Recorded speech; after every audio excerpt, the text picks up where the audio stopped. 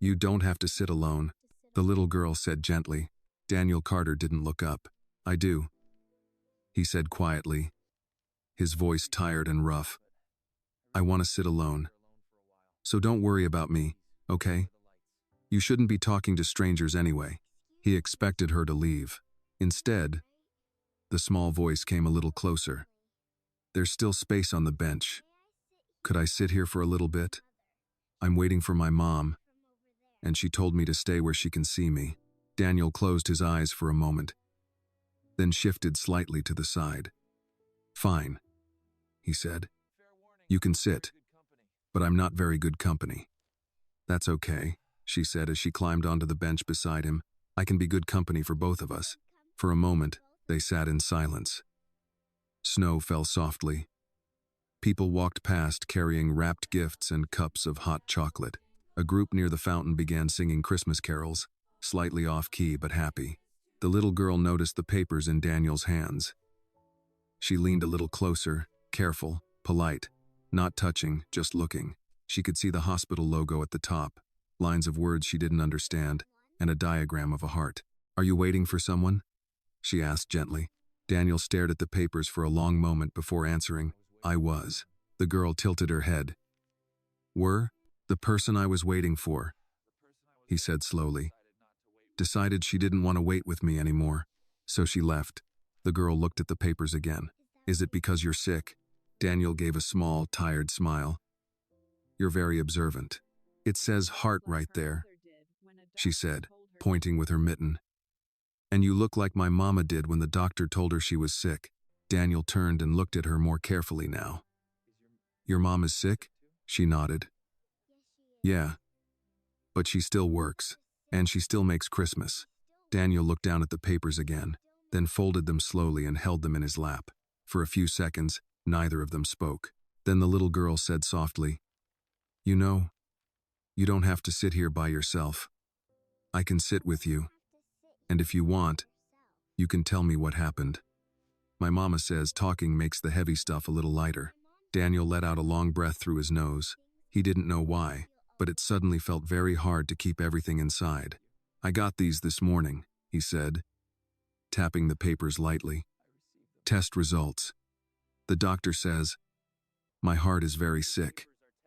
The girl listened without interrupting, and when my girlfriend heard, he continued, his voice tightening slightly, she decided she didn't want to be with a man who might spend a lot of time in hospitals. She said she didn't sign up for that. Then she picked up her bag and walked out. The words sounded flat in the cold air, like something that had already happened to someone else. So, Daniel said quietly, looking out at the lights. I didn't feel like going home tonight. I didn't feel like going to a party or pretending to be okay. So I came here. I guess I just ended up spending Christmas Eve on a bench. The little girl was very quiet for a moment. Then she said, That's a very bad day. Daniel gave a short laugh. Yeah, it really is. She swung her legs gently and looked straight ahead, just like he was doing.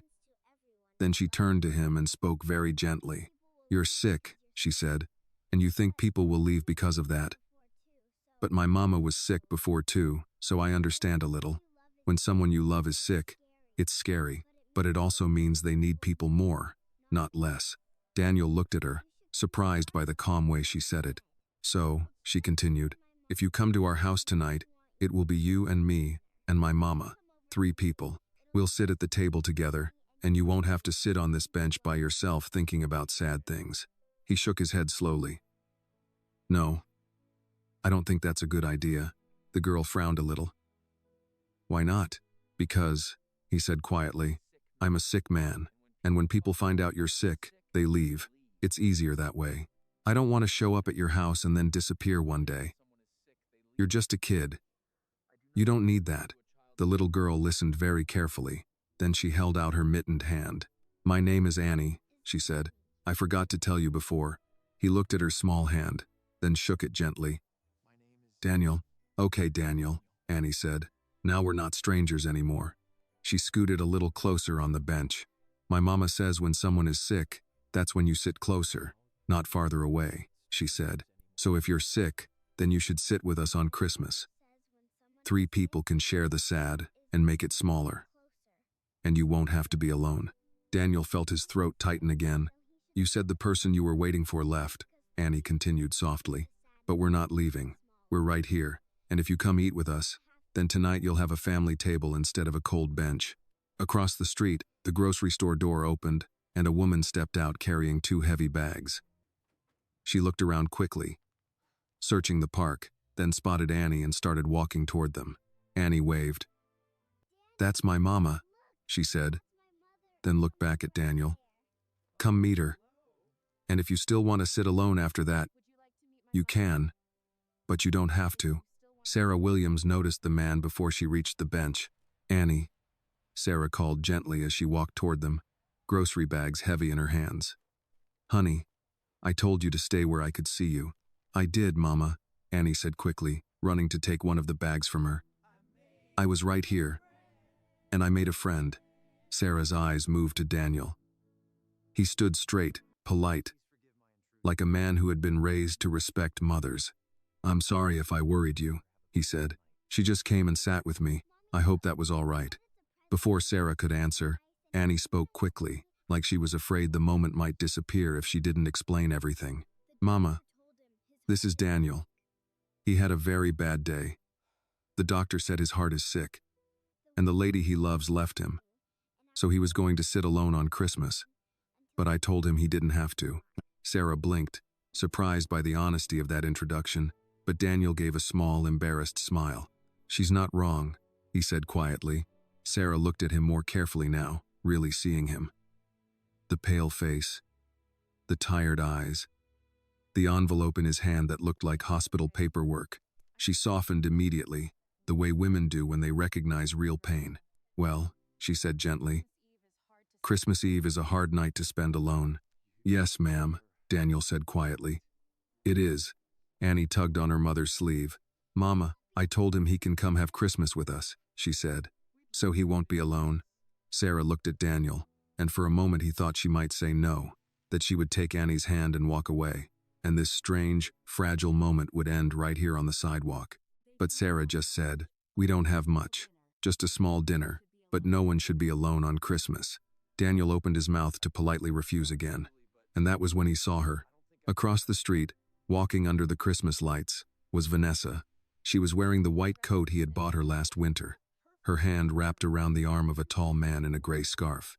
They were laughing about something, walking close together, like people who had plans later. Vanessa looked up. She saw Daniel. For a split second, she froze. Then her expression changed into something between annoyance and amusement, like she had just run into an inconvenient memory. "Well," she said as she and the man walked up to the sidewalk where Daniel, Annie, and Sarah stood. "I didn't expect to see you here." Daniel looked at her hand on the other man's arm, then back at her face. "Yeah," he said quietly. "I didn't expect to see you either. Not so soon." Vanessa shrugged slightly. "Life moves on," she said. "You should try it." Daniel let out a small, humorless breath. "This morning," he said, "you told me you couldn't be with a man who might spend time in hospitals, and tonight you're already out celebrating. If this story touched your heart, please like this video and leave a comment telling us where you are watching from. And do not forget to subscribe to the channel so you do not miss the next story. Your support helps us keep telling stories that matter." She smiled, but it wasn't a kind smile. "Daniel, you're rich, not naive. The world doesn't stop because you get sick. I told you the truth." Most people would have just slowly disappeared. The man beside her looked uncomfortable but said nothing. Vanessa glanced at Annie and Sarah briefly, then back at Daniel. "You'll be fine," she said lightly. "Men like you always are. Just hire the best doctors money can buy."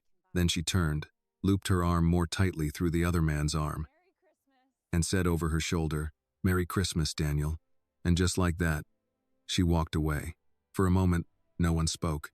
Annie didn't understand what had just happened, but she could feel the sadness again, heavy and quiet beside her. She slipped her small hand into Daniel's hand without saying anything. Sarah said softly, "I'm sorry. That must have been very hard." Daniel watched until Vanessa disappeared into the crowd. Then he looked down at Annie's small hand holding his. "You know," he said slowly, his voice quieter but steadier than before, I think I changed my mind. Annie looked up. About what? About sitting alone tonight, he said. Her face lit up immediately. So you'll come have Christmas with us? Daniel nodded once. Yeah, he said. If your mom is really sure. Sarah gave him a gentle smile. I'm sure. Annie grinned and grabbed his hand with both of hers now. See? I told you. You don't have to sit alone. They started walking toward the apartment. Daniel had eaten in some of the most expensive dining rooms in the world. He had sat under crystal chandeliers in New York, across polished tables in Paris, in private rooms where waiters spoke in quiet voices and poured wine that cost more than most people's monthly rent. He had discussed million-dollar deals over plates that looked more like art than food. But none of those meals stayed in his memory the way this one did. The apartment was warm, the windows slightly fogged from the heat of the oven. The small Christmas tree in the corner leaned exactly the way Annie had promised, as if it had tried its best and then just decided that was good enough. Paper ornaments hung beside old glass ones, and a string of popcorn wrapped around the branches in uneven loops. It leans more every year, Annie said proudly as Daniel looked at it. Mama says it has personality. I think it has perseverance, Daniel said. It refuses to fall even when life pushes it. Sarah smiled a little at that as she set the plates on the table. That tree and I have something in common, she said. They sat down together, the three of them around the small table. Annie insisted Daniel sit in the chair closest to the tree. So you can be in the Christmas corner, she explained. The food was simple, but it smelled wonderful. Roast chicken, macaroni and cheese, and sweet potatoes with melted marshmallows on top, just like Annie had promised. Daniel looked at the plate for a moment before picking up his fork. I can't remember the last time I had dinner at a table like this, he said. Sarah sat across from him. What kind of table do you usually eat at? He thought about it. Long conference tables, kitchen counters, airplane trays, alone, most of the time, a quiet one, he said finally. Annie frowned slightly. Quiet is okay, she said. But not on Christmas. They began to eat, and for a few minutes Annie did most of the talking. She told Daniel about her school, about how she liked reading but not math, about how her mom worked a lot but still came to every school play even if she was tired. Daniel listened to every word like it mattered, because to Annie, it did.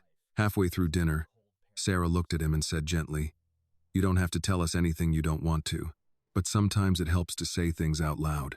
Daniel set his fork down for a moment. He wasn't used to talking about himself unless it was business. Numbers, plans, strategies, those things were easy. Feelings were not. This morning, he said slowly, I went to the hospital for some tests. I thought it was just stress. I work too much. Don't sleep enough. I figured the doctor would tell me to take a vacation. Sarah listened quietly, but instead, he continued. He told me my heart is weak, that I might need surgery, that if I don't take it seriously, I might not have as much time as I thought. Annie had stopped eating now, watching him carefully, and when I told Vanessa, he said, staring at the table, she looked at me like I had just ruined her future. She said she didn't want to spend her life in hospitals and waiting rooms. Then she left. The room was very quiet now except for the soft hum of the heater. I think, Daniel said after a moment, that was the moment I realized something. I have a very big house. I have a very big company. I have a lot of money, but I don't actually have anyone who would sit in a hospital waiting room for me. Annie slid her small hand across the table and placed it on top of his.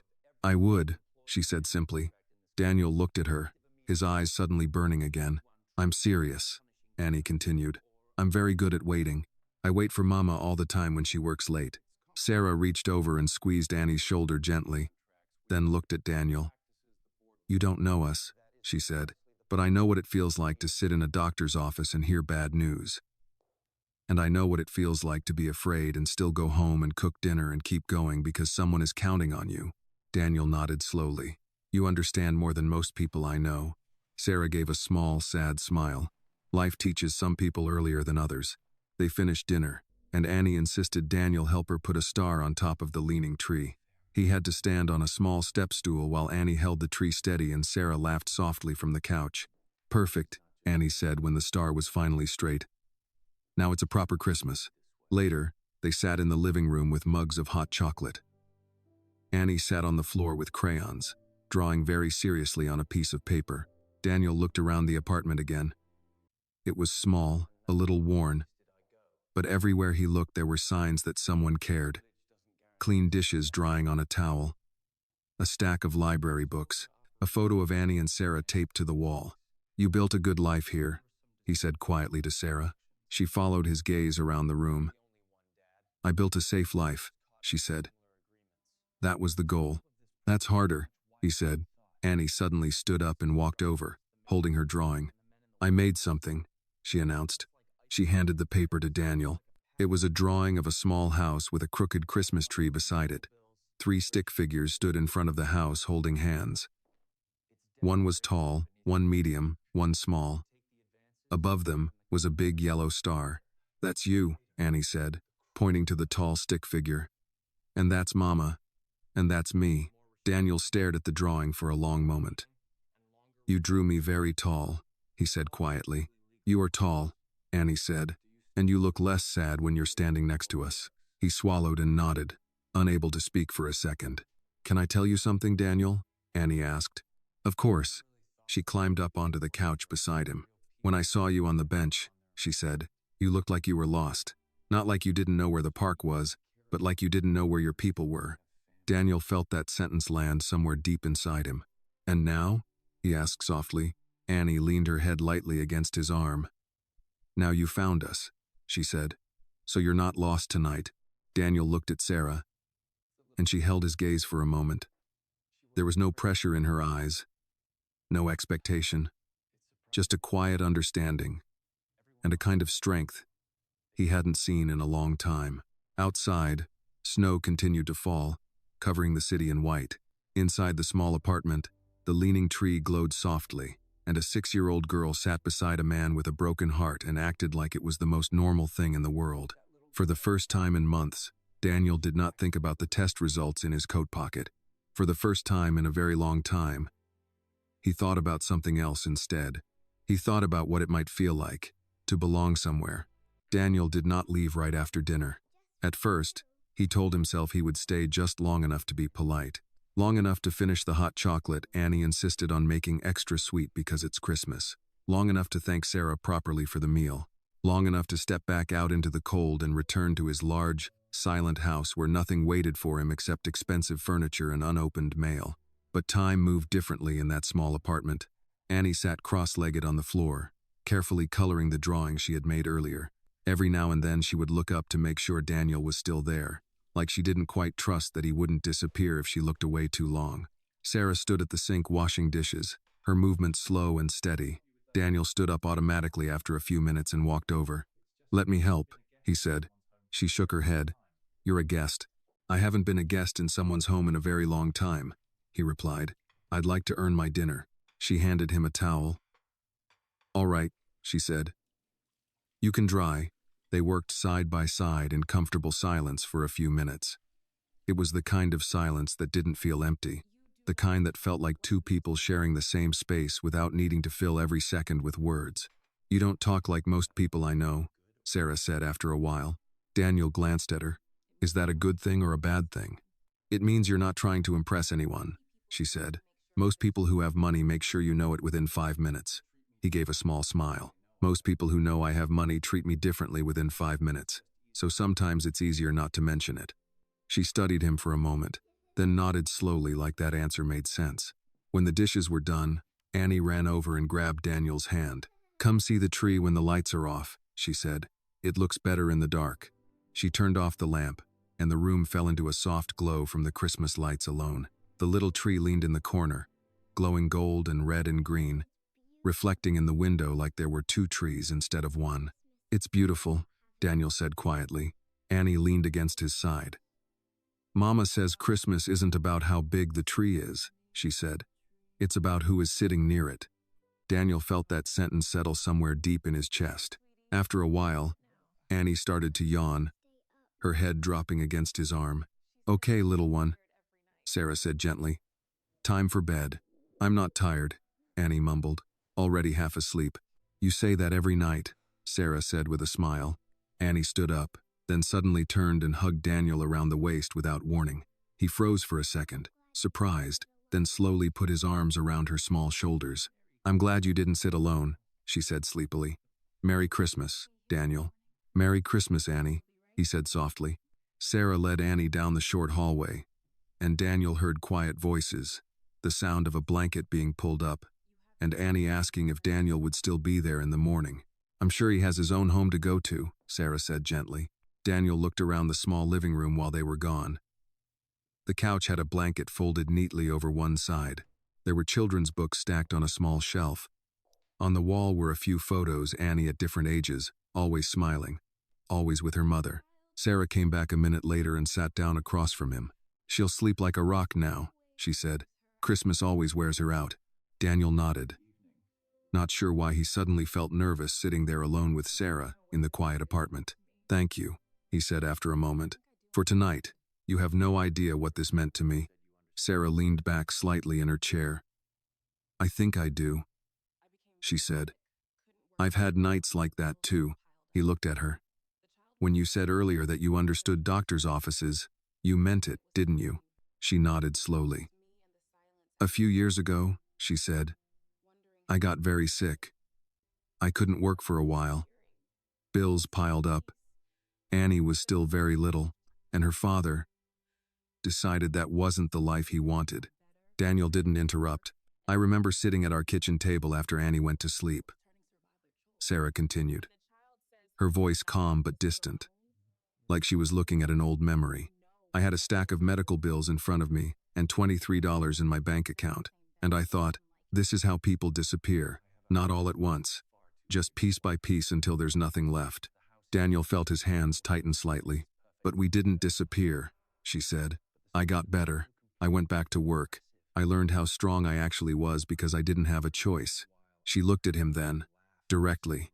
"So when Annie says you don't have to sit alone, she means it. Because we know what that bench feels like. Maybe not the exact same bench, but one like it." Daniel sat very still for a long moment. "I have a house," he said slowly. "It's too big for one person. When I walk in, the lights turn on automatically. The temperature is always perfect. Everything is quiet. Too quiet. Tonight is the first night in a long time that I heard someone laugh in the same room I was in." Sarah didn't say anything, but her eyes softened. "The doctor told me this morning that I need surgery," Daniel continued. "Soon. There are risks, big ones. And the only thing I could think was, if something goes wrong, there won't be anyone sitting there. No one in the waiting room. No one to drive me home. Nothing." The words hung in the air between them. Sarah folded her hands together on the table. "If you have that surgery," she said quietly, "you won't be alone." Daniel looked up at her. She held his gaze calmly. "No one should go through something like that alone," she said. "Not if they don't have to." He didn't trust himself to speak for a moment, so he just nodded. Outside, the snow continued to fall, covering the streets and sidewalks and park benches, covering the place where a few hours ago he had been sitting with a stack of papers in his hands, thinking his life had just ended. Now he was sitting in a small apartment with a leaning Christmas tree and a woman who spoke quietly and a little girl sleeping down the hall who had decided, for reasons he still didn't understand, that he was worth saving a seat for. And for the first time since that morning in the hospital, Daniel felt something unfamiliar but fragile begin to grow inside him. Not certainty, not happiness, but something that felt a little like hope. Daniel did not plan to fall asleep on their couch, but sometime after midnight, while he and Sarah were still talking in low voices so they wouldn't wake Annie, the exhaustion of the day finally caught up with him. One moment he was sitting there, listening to the quiet hum of the heater and the occasional car passing outside, and the next he woke up to the smell of something warm and sweet. For a second, he didn't know where he was. The ceiling above him was unfamiliar.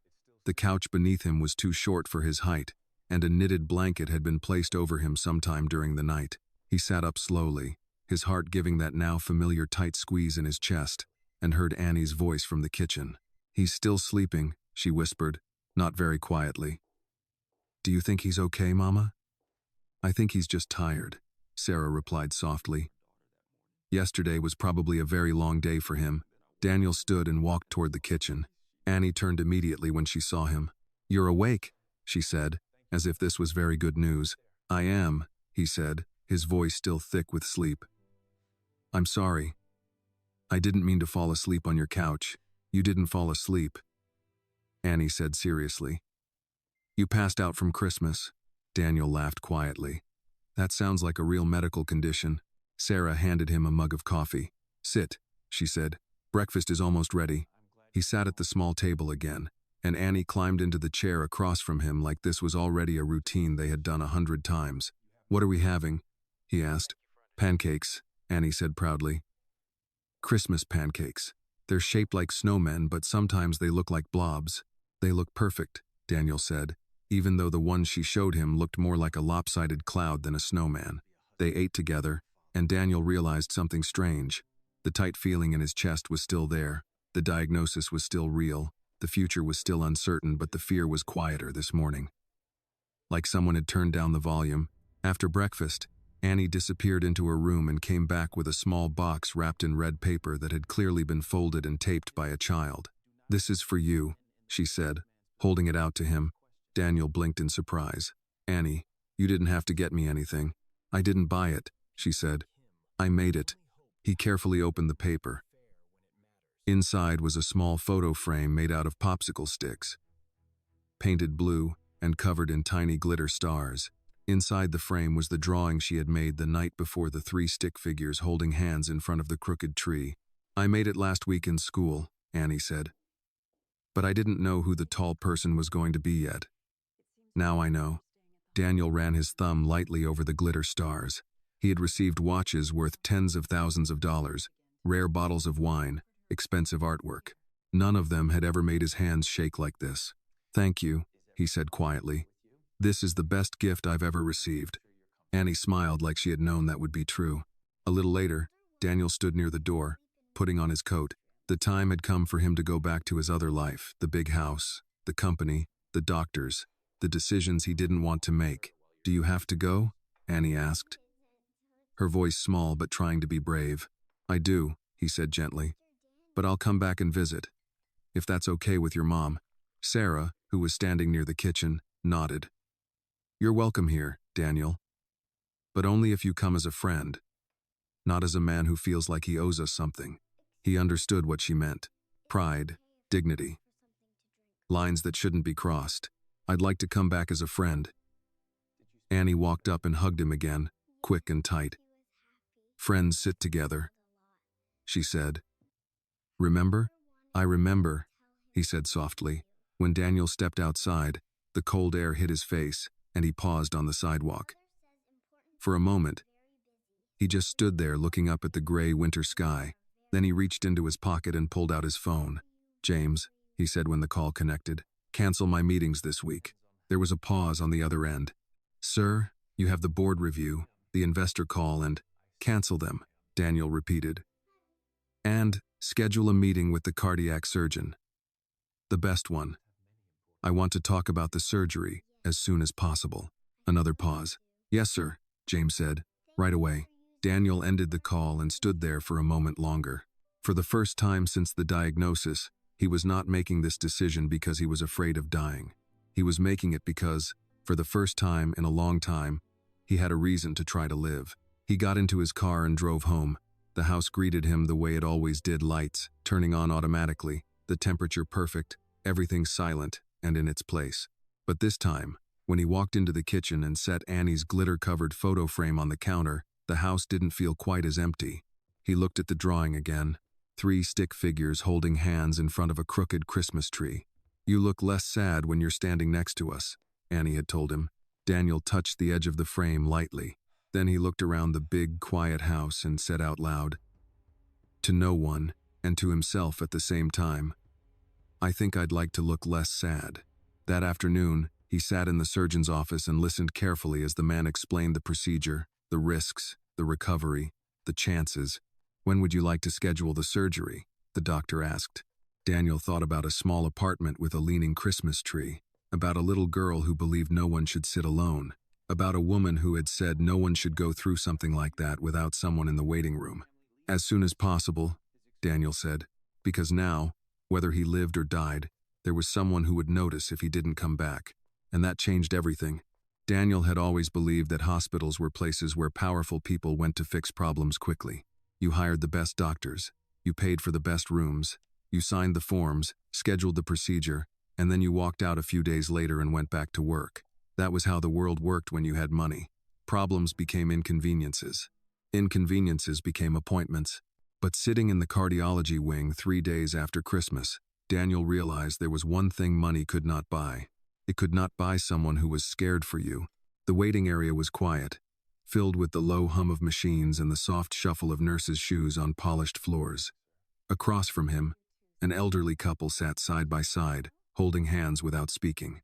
On the other side of the room, a middle-aged woman argued quietly with a receptionist about insurance forms while her teenage son stared at the floor. Daniel sat alone, a folder of paperwork in his hands again. More papers. More words about his heart. Risks. Percentages. Recovery time. Possible complications. He barely heard the nurse when she called his name. "Mr. Carter?" He stood up. "Yes. Dr. Reynolds will see you now." The surgeon's office was bright and neat, diplomas covering one wall, a large screen showing a diagram of a human heart. Dr. Reynolds was in his 50s, calm, direct, the kind of man who had spent his life opening chests and holding people's hearts in his hands. "I'm glad you came in quickly," the doctor said, shaking Daniel's hand. "I've reviewed your tests. We should talk seriously about surgery." Daniel sat down. "How serious?" Dr. Reynolds didn't soften his words. "Your heart is enlarged, and the muscle is weak. Medication will help for a while, but it won't fix the underlying problem. Surgery gives you a chance at a much longer life. Without it," he paused slightly, "we would be managing time, not solving the problem." Daniel nodded slowly. He appreciated honesty. He had built his entire life on numbers and reality, not pretty lies. "And the surgery?" Daniel asked. "The risks?" "There are always risks with heart surgery," the doctor said. "But you're relatively young. If the surgery goes well and you follow recovery guidelines, you could live a very normal life." "Could, not would." Daniel looked at the diagram of the heart on the screen. "How long would I be in the hospital?" "About a week, assuming no complications. Then several weeks of recovery. A week in the hospital, weeks at home. Alone," he thought automatically. As if the doctor could read his mind, he said, "You'll need someone to drive you home. And it's best if someone stays with you the first few days after surgery." Daniel nodded again, but he didn't say anything. "Do you have family nearby?" the doctor asked. Daniel hesitated. He thought of his empty house, of Vanessa's voice telling him she didn't sign up for this, of the long dining table where no one ever sat across from him. Then, unexpectedly, he thought of a small apartment, a leaning Christmas tree, a little girl with glitter on her hands saying, "I would sit in the hospital with you." "I have someone," Daniel said finally. The doctor smiled slightly. "Good. That matters more than people think." After the appointment, Daniel walked out into the cold afternoon and sat in his car for a long time without starting the engine. The city moved around him, people carrying shopping bags, couples arguing lightly on the sidewalk, a man walking a dog that kept trying to pull him toward a food truck. Normal life. Ordinary life. The kind of life he suddenly realized he wanted more than anything. He reached into his coat pocket and pulled out his phone. He stared at it for a long time, then finally scrolled to a number he had saved only a few days ago. Sarah. He hesitated before pressing call. He wasn't used to calling people just because he wanted to hear their voice. Usually, when he called someone, it was because something needed to be done. But this was different. He pressed the button. "Hello?" Sarah's voice came through, slightly out of breath like she had been moving around. "Hi," Daniel said. "It's Daniel." "Oh," she said, and he could hear the small smile in her voice. "Hi, is everything okay? I just left the surgeon's office," he said. "We're scheduling the surgery." There was a small pause. "That was fast. I don't think waiting makes it less real," he said. "No," she said quietly. "It doesn't." Another small silence settled between them, but it wasn't uncomfortable. "Daniel," she said after a moment. "Yes?" "You won't be alone," she said simply. "I meant what I said." He closed his eyes for a second, leaning back in the driver's seat. He hadn't realized how much he needed to hear that until she said it again. "Thank you," he said quietly. Right then, he heard a small voice in the background. "Is that Daniel? Is that Daniel? Let me talk to him." He heard the phone shift. Then Annie's voice came on, loud and excited. "Daniel, Mama said you went to the heart doctor. Did they fix you?" He laughed softly. "Not yet, but they're going to try." "Good," Annie said, "because I already drew another picture, and you're in this one too, so you can't go anywhere."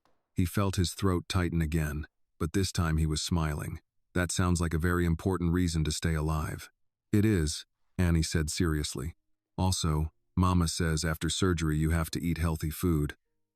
But I think sometimes you should still eat pancakes. Because pancakes make people happy." "I think that's excellent medical advice," Daniel said. "Okay," Annie said. "You tell the doctor that." "I will." When the phone went back to Sarah, she said quietly, "She's been asking about you every day." "I've been thinking about you both every day," he admitted. There was a small pause on the line, but it was a warm one. "Daniel," Sarah said, "whatever happens with the surgery, you're not on that bench anymore.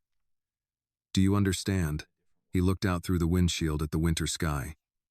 Pale and cold, but bright. "Yes," he said softly. "I think I do." And for the first time since the doctor had said the word heart in that quiet office, Daniel realized he was no longer fighting just to avoid dying. He was fighting because somewhere in a small apartment with a leaning Christmas tree, two people had already made a place for him at the table, and he wanted to go back to that table. Daniel scheduled the surgery for the second week of January. He chose the date the way he made most important decisions in his life, quickly, directly, without giving himself too much time to think about fear. The surgeon's office called it being decisive. In truth, Daniel knew himself well enough to understand that if he waited too long, he might start imagining everything that could go wrong. In the days leading up to the surgery, his big house no longer felt like a place he belonged.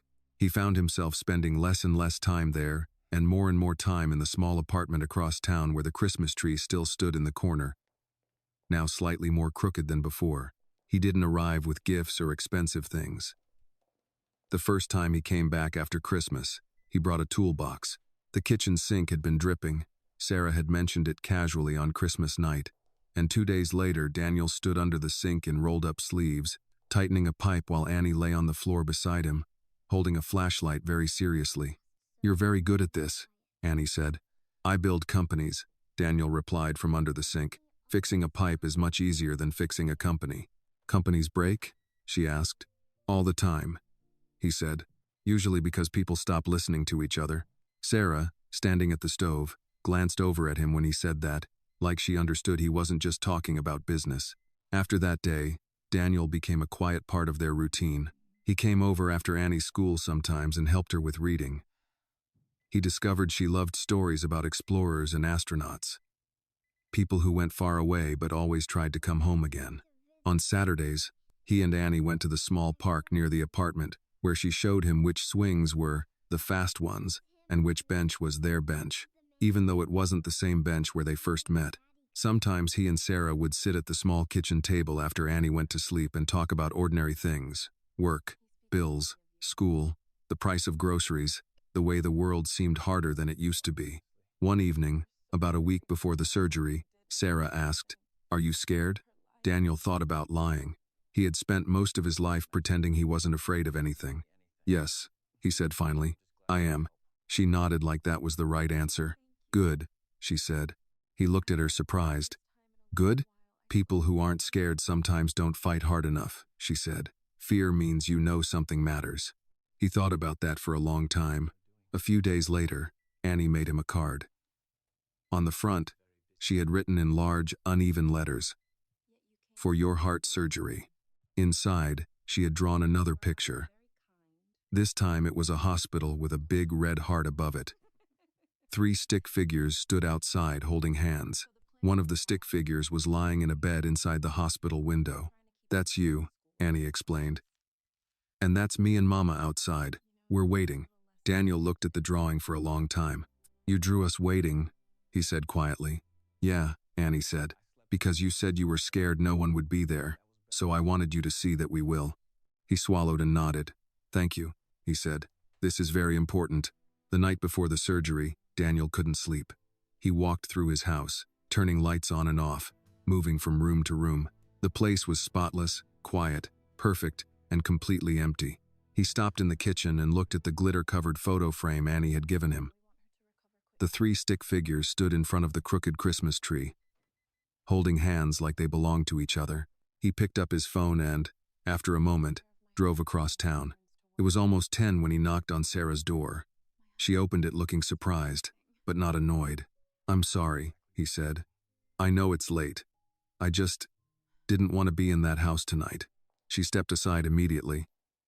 "Then you shouldn't be in that house tonight," she said. "Come in." Annie was already in her pajamas but ran out of her room when she heard his voice. "You came," she said. Like this was the best possible decision he could have made. "I did," he said. They sat in the living room together, and Annie insisted on explaining the entire plan for tomorrow. "We're going to the hospital with you," she said, "and we're going to sit in the waiting room, and Mama says surgery takes a long time, so I'm bringing my coloring books. And when you wake up, we'll be there. So, you don't have to be scared." Daniel looked at Sarah. "Are you sure?" he asked quietly. "It could be a very long day." She nodded. "We'll be there," she said. "We don't leave people we care about alone in hospitals." He noticed she didn't say, "if you pay us or if you need us." She said, "people we care about." That night, Daniel slept on their couch again, not because he had nowhere else to go, but because for the first time in his life, he understood the difference between having a house and having somewhere to stay. Early the next morning, while Annie was still asleep, Daniel and Sarah sat at the kitchen table with coffee. "If something goes wrong," he said quietly, "I need you to know something." She immediately shook her head. "Don't. I have to," he said gently. "I've already changed my will. Annie's name is in it." Sarah stared at him. "Daniel, I'm not telling you this because I think money fixes anything," he said. "I'm telling you this because Annie sat next to me on a bench when I had nothing but bad news in my hands, and no one had ever done that before." Sarah's eyes filled slightly, but she blinked it away. "You're going to come out of that surgery," she said firmly. "And then you can tell Annie all of this yourself when she's older. Right now, what she needs is for you to come back." Daniel nodded slowly. From the hallway, Annie's sleepy voice called, "Are you guys talking about me without me?" They both laughed quietly, and in that small kitchen, with the early morning light coming through the window and the sound of Annie's footsteps coming closer, Daniel realized something that would have sounded impossible to him just a few weeks ago. He was no longer facing the surgery as a man who had everything. He was facing it as a man who finally had something to lose. The morning of the surgery arrived in a quiet, pale light that made everything feel more serious than usual. Daniel woke up before anyone else. For a moment, he didn't remember where he was. Then he saw the small living room, the leaning Christmas tree still standing in the corner even though the holiday had passed, and the knitted blanket folded neatly over the back of the couch. He sat up slowly, pressing a hand lightly against his chest. The doctor had explained everything, the procedure, the risks, the recovery. Daniel had signed documents worth hundreds of millions of dollars in his life, without reading half the pages. But he had read every single word of those hospital forms, not because of the money, because now there were names in his life that were not written on contracts, but somehow mattered more. He stood and walked quietly to the kitchen. Sarah was already there, pouring coffee into 2 mugs like she had known he would wake up early. "I didn't sleep much," he admitted. "Me neither," she said. They sat across from each other at the small kitchen table, the same place where they had eaten Christmas dinner, the same place where Annie did her homework every afternoon. "Once this is over," Sarah said softly, "everything will feel different. Before and after. Life always divides itself like that when something big happens." Daniel nodded. "Most of my life has been before and after moments," he said. "Before I started my company. After it succeeded. Before my father died. After the funeral. Before yesterday morning. After the doctor said the word heart, like it was a countdown." Sarah wrapped her hands around her coffee mug. "And now this will be another one," she said. "Before the surgery. After the surgery." A small pair of footsteps came down the hallway, and Annie appeared. Her hair messy, still wrapped in a blanket like a small burrito. "Is it surgery day?" she asked, her voice still sleepy. Daniel smiled gently. "Yeah, It is. She walked over and climbed into his lap like it was the most natural thing in the world, like she had known him her whole life instead of just a few weeks. Okay, she said seriously. Then we have a plan. A plan? He asked. Yes, Annie said. Step 1. We go to the hospital. Step 2. The doctors fix your heart. Step 3. You come back and eat pancakes again. Daniel laughed softly. That sounds like a very good plan. I know, Annie said. I made it myself. At the hospital, everything moved quickly. Nurses, forms, signatures, bracelets on his wrist, a room with a bed and machines that beeped softly in the background. When the nurse came to take him to pre-op, Annie hugged him very tightly. Remember, she whispered, we're going to be right here when you wake up. So you don't have to be scared. He held her for a moment longer than he expected to. Thank you, he said quietly, for sitting with me on the bench that night. She pulled back and looked at him. You're welcome, she said. But you're not allowed to sit on benches alone anymore. That's the rule. I'll remember that, he said. Sarah stood in front of him then. And for a moment, neither of them spoke. There were so many things you could say before someone went into heart surgery, and none of them felt big enough. You come back, she said finally, her voice steady but her eyes bright. That's all you need to do. Just come back. I'll try, he said softly. That's not what I said, she replied. I said come back. He nodded once. Okay, he said. I'll come back. They wheeled him down a long hallway under bright lights. The ceiling tiles passed above him one by one, and he had a strange thought that this was what life felt like sometimes, like being moved through something you couldn't control, hoping the people walking beside you knew where you were going. In the operating room, everything was white and silver and bright. Machines, masked faces, calm voices. We're going to take good care of you, Mr. Carter, someone said. He nodded slightly as they adjusted the mask, as the anesthesia began to pull him under. His last clear thought was not about his company, or his house, or his money. It was about a crooked Christmas tree. It was about a little girl who didn't want him to sit alone. It was about a woman who said she would be in the waiting room. And then everything went dark. When Daniel opened his eyes again, the world was blurry and slow and heavy. His chest hurt, his throat was dry, and everything felt like it was wrapped in fog. But he was alive. A nurse noticed his eyes open and smiled. Welcome back, Mr. Carter, she said gently. The surgery went well. He tried to speak, but his voice didn't work right. He swallowed and tried again. There was a little girl, he managed.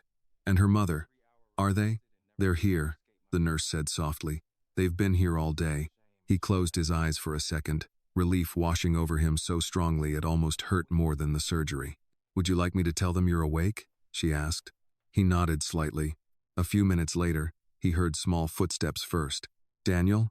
Annie's voice said carefully, like she was afraid if she spoke too loud he might disappear. He opened his eyes again, and there she was, standing beside the hospital bed, her small hand reaching carefully for his.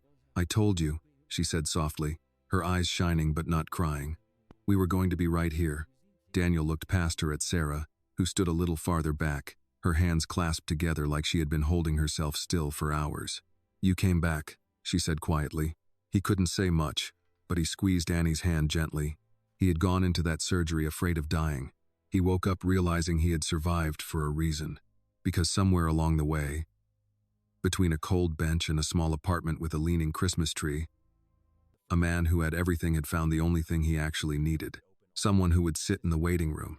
When Daniel woke up the second time, the room was quieter and brighter, and the pain in his chest had settled into a deep, steady ache instead of the sharp, frightening pressure he remembered from before.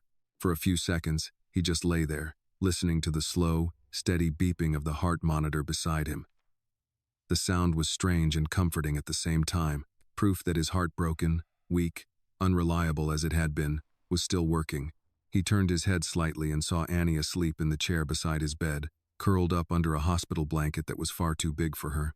Her head leaned against Sarah's arm, and Sarah herself was asleep too, her head resting back against the wall, her hand still wrapped loosely around Annie's shoulder even in sleep.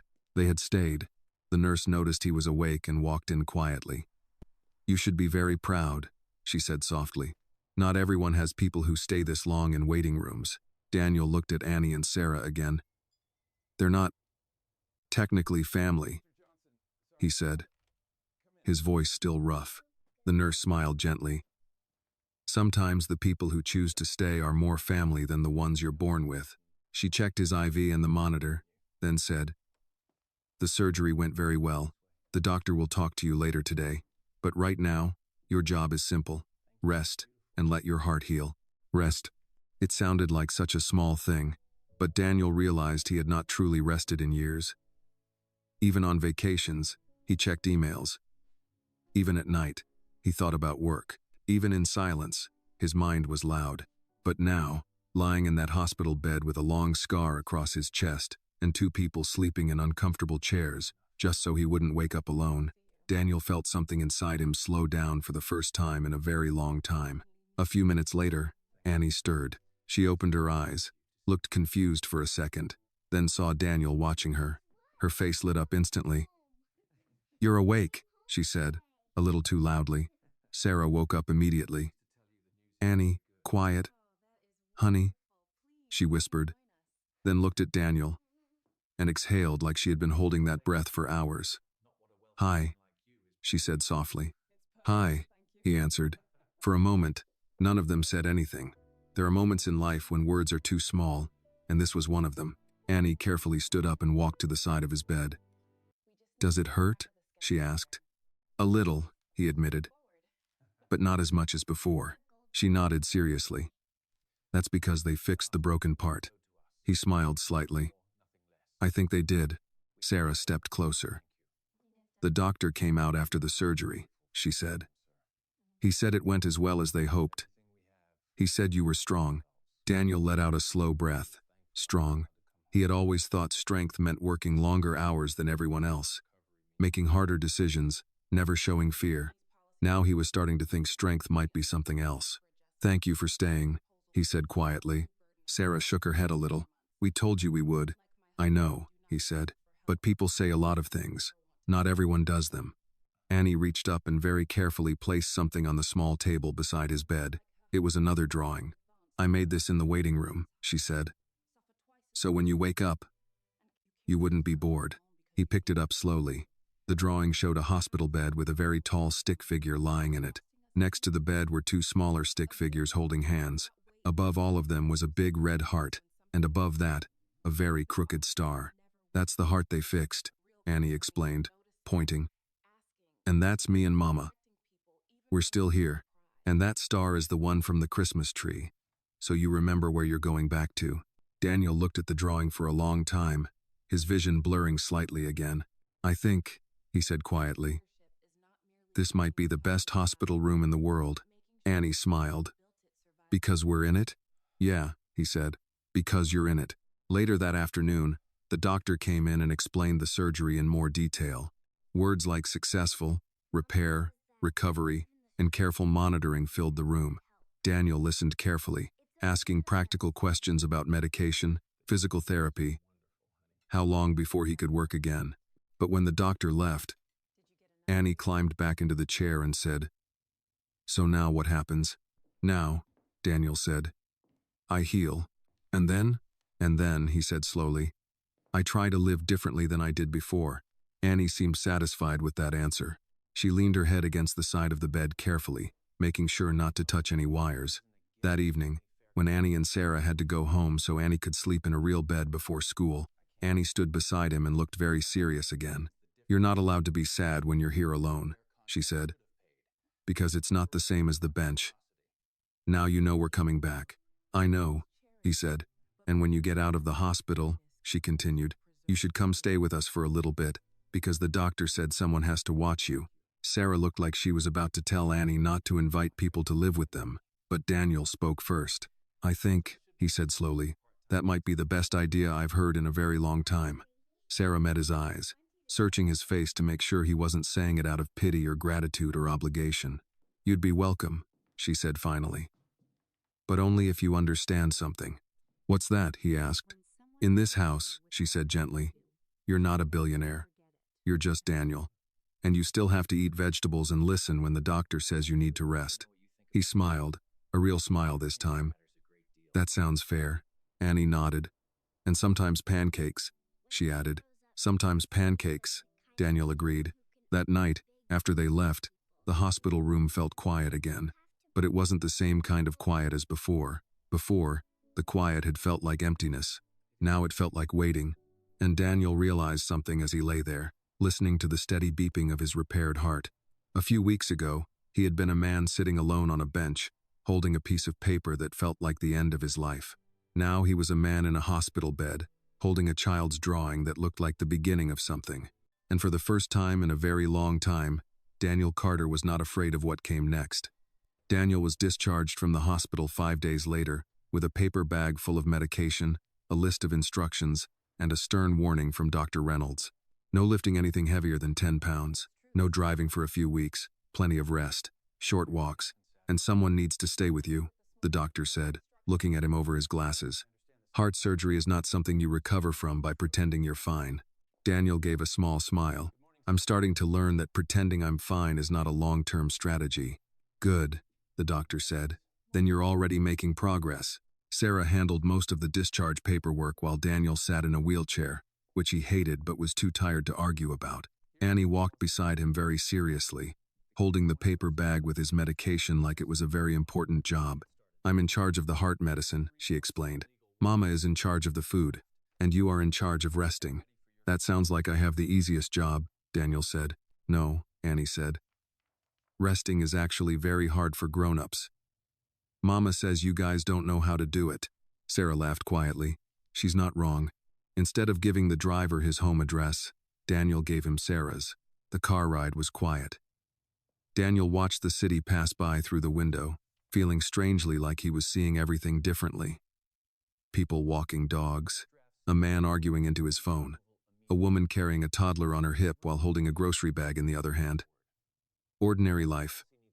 Messy and loud and imperfect. I used to think, Daniel said slowly from the back seat, that success meant building a life where nothing could touch you. No problems, no noise, no inconvenience. Sarah glanced at him slightly. And now? Now I think that kind of life is just another way of being alone, he said.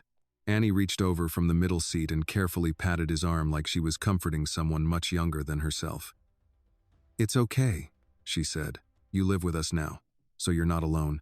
Daniel smiled and looked out the window again before she could see the emotion on his face. Back at the apartment, Sarah had clearly prepared. There were extra pillows on the couch, clean blankets, a small table moved closer so he could reach water and medicine easily. She had even taped a piece of paper to the wall that said in big letters, Daniel's Heart Rules. Underneath were written, 1. Take medicine. 2. Eat vegetables. 3. Walk a little. 4. No work. 5. No being sad alone. Daniel stared at the list. Number 5 seems very specific. Annie nodded proudly. That's the most important one. The first few days were harder than Daniel expected. He was tired all the time. His chest hurt when he moved too quickly. Sometimes just walking from the couch to the kitchen felt like he had run a mile. But every time he woke up, he heard sounds. Annie getting ready for school. Sarah in the kitchen. The TV in the evening. Dishes. Laughter. Life. He wasn't alone with the pain.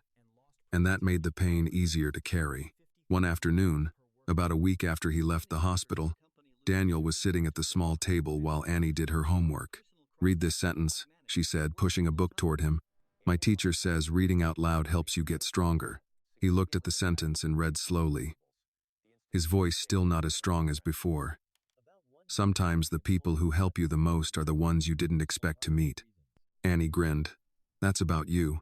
He raised an eyebrow. I think that's about you. Sarah watched them from the kitchen, her expression thoughtful and quiet. Later that night, after Annie went to bed, Daniel and Sarah sat at the table again, the same way they had so many nights now. You're getting stronger, she said. I feel different, he admitted. Not just my heart, everything. She nodded like she understood. I spent most of my life building something, he said. Companies, deals, money. I thought if I built enough, I'd be safe. But I was just building walls and calling them success. Sarah didn't interrupt. When I was sitting on that bench, he continued, I had everything people think matters. And I had no one to call, no one to sit next to me, no one who cared if I went home that night. He looked around the small apartment. The leaning Christmas tree was still there even though it was now January. Annie refused to let them take it down yet. And now, he said quietly, I have this place. This loud, small, crowded place. And I've never felt more safe in my life. Sarah looked down at her hands for a moment, then back at him. This place isn't what made you safe, she said gently. People did. He held her gaze. Yeah, he said, you did. For a moment, neither of them looked away. Daniel, she said softly. You know Annie is getting attached to you. I know, he said. And I need to know something, she continued. When you get stronger, when you go back to your big house and your big life, are you going to disappear? The question hung in the air between them. It wasn't an accusation. It was fear. Quiet, honest fear. Daniel thought about the bench, about the hospital room, about the drawing with 3 stick figures, about the way Annie checked every morning to make sure he was still on the couch. He shook his head slowly. No, he said. I'm not disappearing. I spent my whole life building a life I didn't actually want. I don't think I want to go back to it the way it was. Sarah studied his face for a long moment, making sure he understood what he was saying. This life, she said quietly, comes with noise, and bills, and problems, and a little girl who will knock on the bathroom door if you stay in there too long. Daniel smiled. That sounds exactly like the kind of life I want. From down the hallway, Annie's sleepy voice called out, I heard my name. Are you guys talking about me again? Daniel and Sarah both laughed softly. And sitting there in that small kitchen, with a healing heart and a second chance he never expected to get, Daniel realized something simple and certain. The worst day of his life had started on a cold bench when he thought he had lost everything, but it turned out that was the day he found where he belonged.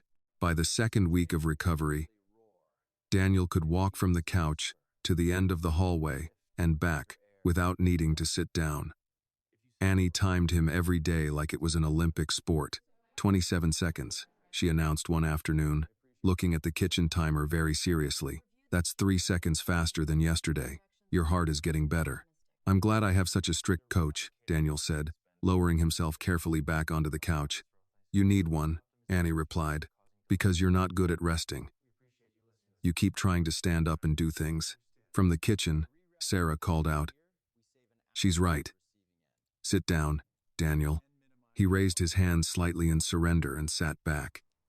He wasn't used to being told what to do in such a calm, unquestionable way. In his world, people suggested things carefully. They didn't tell him to sit down. But here, in this small apartment, he was not the man who signed paychecks and made decisions for hundreds of employees. He was just a man who needed to heal. A few days later, Daniel insisted on walking Annie to school with Sarah. It was cold, the kind of cold that made the air feel sharp in your lungs. But Daniel said he needed the exercise. Annie walked between them, holding Daniel's hand on one side and her mother's on the other, swinging their arms as they walked. This is what families look like, she said matter-of-factly.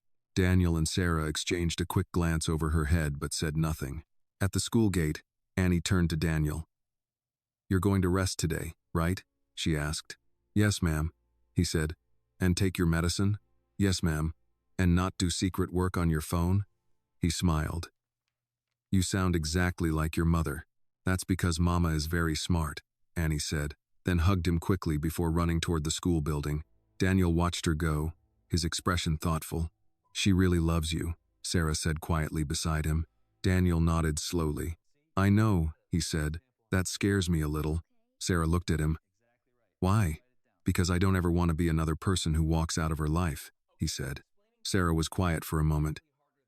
Then don't, she said simply. They began walking back toward the apartment slowly, matching Daniel's pace. Daniel, Sarah said after a moment, I need to ask you something, and I need you to be honest with me. All right, when you get fully better, she said. What happens then? You have a company, a house, a whole other life. This, This is not your world. Daniel stopped walking for a moment. Cars passed. A dog barked somewhere down the street. A school bell rang behind them. I thought my world was the big house and the company, he said slowly. But when I got sick, none of that sat with me in the hospital. None of that held my hand. None of that told me I wasn't allowed to be sad alone. He looked at her. People are your world. I just didn't know that before. Sarah held his gaze, searching for any sign that he was saying this out of gratitude instead of truth. But what she saw in his face was something else. Something steady. That afternoon, Daniel received a call from his office. He hadn't been there in weeks, and the board was starting to get nervous. Sir, the board would like to schedule a meeting. His assistant, James, said carefully over the phone, they're concerned about your absence and the upcoming decisions on the Westbrook expansion. Daniel looked around the small living room. Annie's backpack was on the floor. A crayon lay near the couch. In the corner, the Christmas tree still leaned, even though it was almost the end of January now. I'll come in next week, Daniel said. But things are going to change. Change, sir? James asked. Yes, Daniel said. I built that company to have a life. I didn't build it to be my whole life. There was a long pause on the other end of the phone. Understood, sir, James said finally. That evening, Daniel told Sarah about the call while she cooked dinner. You're going back, she said quietly. I have responsibilities, he said. People depend on me. But that doesn't mean I want to go back to the way things were. She stirred the pot slowly. Big worlds and small worlds don't always fit together easily. Maybe they don't, he said. But I'm starting to think a man should choose the world where people would notice if he didn't come home. Sarah looked at him then, really looked at him. Annie would notice, she said softly. I would too, she added after a moment. Daniel felt that in his chest, in the place that still hurt but was healing. That night, Annie brought out another drawing. This one showed the three of them again, but this time they were standing in front of two houses, one very big, one very small. The three stick figures were standing in front of the small house. That's because the big house is too big, Annie explained. You'd get lost in there by yourself. But in our house, we can always find you. Daniel stared at the drawing for a long time. Annie, he said gently, what if one day I asked you and your mom to come see my big house? She thought about that very seriously. Okay, she said. But only if you promise you won't sit alone in it. He nodded. I promise. Later, after Annie went to bed, Daniel stood by the window looking out at the streetlights. Sarah walked up beside him. You know she's already decided you're part of her life, Sarah said quietly. I think, Daniel said, she became part of mine the moment she sat on that bench. He turned to Sarah then, his voice more serious than she had ever heard it. I meant what I said before the surgery, he said. About my will. About Annie. I don't say things like that lightly. Sarah looked at him, her eyes searching his face again, trying to understand how a man who had been a stranger a month ago could now be talking about forever. Daniel, she said softly, we walked into your life by accident. He shook his head slowly. No, he said. You walked into my life on purpose. You just didn't know it yet. And standing there in the quiet apartment, both of them understood that something had changed between them, something bigger than gratitude, bigger than coincidence, something that looked a lot like a family forming, one quiet day at a time. Daniel returned to his office on a gray Monday morning at the beginning of February, almost a month after the night he had sat on the bench. The building looked exactly the same as it always had: glass, steel, clean lines, quiet elevators, a lobby that smelled faintly of polished marble and expensive coffee. People straightened when they saw him walk in. A few looked surprised. A few looked relieved. Good morning, Mr. Carter, the receptionist said. Good morning, Helen, he replied, and she blinked slightly because he had never used her name before. In the elevator, Daniel looked at his reflection in the mirrored wall. He looked thinner, paler. There was still a careful way he moved, like his body was reminding him not to forget what had happened. But there was something else in his face, too. Something calmer. When he walked into the boardroom, the conversation stopped immediately. 6 people sat around the long table, men and women in expensive suits. People who were used to talking in numbers and strategies and risks. Daniel, Mark Benson, his business partner, said as he stood up. "It's good to see you on your feet." "It's good to be on my feet," Daniel said, taking his seat at the head of the table. They began with numbers. Profits. Expansion plans. A new development project. For the first 30 minutes, it felt like nothing had changed. Like he had just been on vacation and now he was back where he belonged. But then Mark said, "We delayed the Westbrook expansion because you weren't here to sign off. It's a big risk, but it could double our revenue in 5 years." Daniel looked down at the file in front of him, full of projections and charts and careful predictions about the future. 5 years. A few months ago, 5 years had been just a number on a chart. Now it felt like something else. Something fragile. Something not guaranteed. "Daniel?" Mark asked. "What do you think?" Daniel closed the file slowly. "I think," he said, "that for the first time in my life, I'm not interested in doubling revenue in 5 years." The room went very quiet. Mark frowned slightly. "I'm not sure I understand. I built this company to create freedom," Daniel said calmly. "Somewhere along the way, it started taking more freedom than it gave. I was working 80 hours a week, sleeping in my office, missing every holiday, every weekend, every chance to actually have a life." He looked around the table at people who had known him for years but suddenly looked like strangers. "A month ago, I had heart surgery," he continued, "and when I woke up, I realized something. If I had died, this company would have replaced me in a week. But there were 2 people sitting in the waiting room who would have had their lives changed forever." No one spoke. "I'm not selling the company," Daniel said, "and I'm not disappearing. But things are going to change. I'm stepping back from daily operations. Mark, you'll take over as CEO. I'll stay on as chairman. I'll still make the big decisions, but I'm not giving this company my whole life anymore." Mark stared at him. "Daniel, this company is your life." Daniel shook his head slowly. "No," he said. "It was. But not anymore." After the meeting, Daniel returned to his office. It was large, with floor-to-ceiling windows overlooking the city. The desk was perfectly clean. Everything was exactly where it had always been. But it didn't feel the same. He opened a drawer and took out Annie's drawing, the one with the hospital and the big red heart and the 3 stick figures waiting outside. He had brought it with him that morning without really thinking about why. There was a knock on the door. "Come in," he said. Mark stepped inside and closed the door behind him. "Are you sure about this?" Mark asked. "You built all of this from nothing. Most men would give anything to have what you have."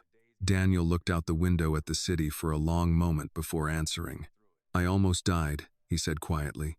"And do you know what I thought about when I was lying on that operating table?" Mark didn't answer. "I didn't think about this office," Daniel said. "I didn't think about our biggest deal. I didn't think about the Westbrook expansion. I thought about a little girl who didn't want me to sit alone on a bench, and her mother who said she would be in the waiting room." Mark didn't speak for a long time. "Sounds like they matter," Mark said finally. "They do," Daniel said. "More than any of this." That evening, Daniel drove back across town, away from the glass buildings and the wide streets, back to the smaller roads and older buildings where Annie and Sarah lived. When he walked in, Annie ran up to him immediately. "You went back to your big office today," she said. It wasn't a question. It was a fact. Annie noticed everything. "I did," he said. She looked at him carefully. "Did you like it?" He thought for a moment. "Parts of it," he said. "But I like it here more." She seemed satisfied with that answer and took his hand to pull him toward the kitchen. "Mama made soup," she said. "Because you still have a heart that needs help." Sarah smiled at him from the stove. "How was your first day back?" Daniel sat down at the small table. "I changed my life today," he said simply. She looked at him, waiting. "I stepped back from the company," he said. "I'm not going to spend my life in that office anymore." Sarah was quiet for a moment. "That's a big decision." "Yeah," he said. "But almost dying is a big experience. It changes the math." Annie climbed into her chair. "What math?" Daniel smiled at her. "The kind that tells you what matters and what doesn't." Annie thought about that very seriously. "Do we matter?" she asked. Daniel looked at her, then at Sarah, then back at Annie. "More than anything," he said. And as they sat down to eat soup in the small kitchen, Daniel realized that the biggest decision of his life had not been a business deal. It had been deciding that he didn't want to sit alone anymore. By mid-February, Daniel was walking almost normally again. The doctor said his recovery was ahead of schedule, but Sarah said it was because he had two very strict nurses at home. Annie took this job very seriously. Every morning before school, she would stand in front of him with her hands on her hips and ask 3 questions. Did you take your medicine? Yes. Did you sleep? Yes. Are you going to do anything stupid today? Daniel would always smile at that one. No, he would say. I'm not going to do anything stupid today. Good, Annie would reply, because you are still under construction. One Saturday morning, about 6 weeks after the surgery, Daniel said, I want to show you something today. Both of you. If that's okay. Annie looked immediately excited. Is it a surprise? Yes, he said. Sarah looked more cautious. Daniel, it's not a big scary surprise, he said gently. I just want to show you where I live. Annie's eyes went wide. Your big house? My big house, he said. They drove across town, from the smaller streets with old apartment buildings and corner stores to the wide, clean roads lined with tall trees and large homes that sat far back from the street. When the car turned into Daniel's driveway, Annie leaned forward between the seats and whispered, Whoa. The house was large, white, with tall windows and a wide front porch. It looked like the kind of house Annie had only seen in movies. Daniel turned off the car but didn't get out right away. I need to tell you something before we go in, he said quietly. Annie and Sarah both looked at him. This house, he said, used to feel like a prize, like proof that I worked hard and won something. But after I got sick, it just felt empty, like a very nice place to be alone. Sarah didn't say anything, but she understood what he meant. They went inside. Annie walked slowly from room to room, her eyes wide, her shoes making soft sounds on the wooden floors. It's so big, she said. You could get lost in here. I was lost in here, Daniel said quietly. They walked into the kitchen, which was bigger than Sarah's entire apartment. Annie looked around, then said very seriously, It needs more noise. Daniel laughed softly. Yeah, he said. It does. They ended up in the living room, where sunlight poured in through tall windows. Annie climbed onto the large couch and bounced once, then stopped herself. Sorry, she said quickly. I forgot this is a fancy couch. Daniel sat down in a chair across from her. Annie, he said, I didn't bring you here to show you a fancy couch. Then why? She asked. He looked at Sarah for a moment, then back at Annie. His hands rested on his knees, and for the first time since they had met, he looked nervous. Because, he said slowly, I don't want to live here alone anymore. The room went very quiet. I was sitting on a bench a few weeks ago, he continued. I thought my life was ending, and then a little girl sat down next to me and told me I didn't have to sit alone. Annie watched him without moving, and then I met her mother, he said, his eyes moving to Sarah for a moment, and the two of them did something no one had ever done for me before. They stayed. They sat in waiting rooms. They made sure I took my medicine. They made sure I didn't sit alone when I was sad. Sarah's eyes filled slightly, but she said nothing. Daniel took a slow breath. I grew up in a house where people didn't stay, he said. My father worked all the time. My mother died when I was young. I learned very early how to be alone and call it independence. I told myself I didn't need anyone. He looked at Annie again. But I was wrong.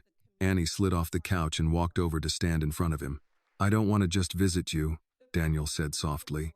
I don't want to just be the man who comes by sometimes and fixes the sink and helps with homework. I want to be part of your life. Both of your lives. For real. Not just for now. Sarah's hand moved slowly to her mouth. Daniel's voice was steady, but his eyes were not. Sarah, he said, I know this is a lot. And I know I walked into your life by accident. But I don't think meeting Annie was an accident. And I don't think what we have now is an accident either. He stood up slowly, still careful with his healing body. I don't want Annie to ever wonder if I'm going to disappear, he said. I don't want you to ever sit at that kitchen table alone again thinking you have to carry everything by yourself. He looked at both of them, his voice quieter now. I want to be a family, he said, if you'll let me. The room was completely silent. Annie looked at her mother, then back at Daniel. Do you mean, she asked slowly, like a real family? Not just visiting. Daniel nodded. Yeah, he said. A real family. Annie walked forward and hugged him carefully, mindful of his chest. I already thought we were, she said into his coat. Daniel closed his eyes for a moment and wrapped his arms around her. Sarah stood there, looking at both of them, and for a long time she didn't speak. She was a woman who had learned not to trust big promises easily. Life had taught her that people sometimes meant what they said in the moment, but the moment didn't always last. Daniel, she said finally, her voice quiet but strong. Being a family isn't just a feeling. It's a decision you make every day. On the good days and the bad days, when it's easy and when it's very hard. He nodded. I know, he said, and I'm ready to make that decision. Every day. She studied his face for a long time, looking for doubt, for hesitation, for anything that looked like he might change his mind when life became inconvenient. She didn't see any. Finally, she walked over and stood in front of him and Annie. Well, she said softly, families sit together. That seems to be how this whole thing started. Daniel smiled, his eyes bright. Yes, he said, it did. And standing there in the big, quiet house that no longer felt quite so empty, the three of them stood close together. Not because they had planned it, not because they had expected it, but because sometimes a family begins with nothing more than a small voice saying, you don't have to sit alone. Spring came slowly that year. The snow melted first, then the trees began to show small green leaves, and the air no longer hurt when you breathed in too deeply. By March, Daniel could walk several blocks without getting tired, and by April, his doctor said the words Daniel had been waiting to hear. You're healing very well, Dr. Reynolds said, looking over the latest test results. Your heart is strong. But remember something, Daniel.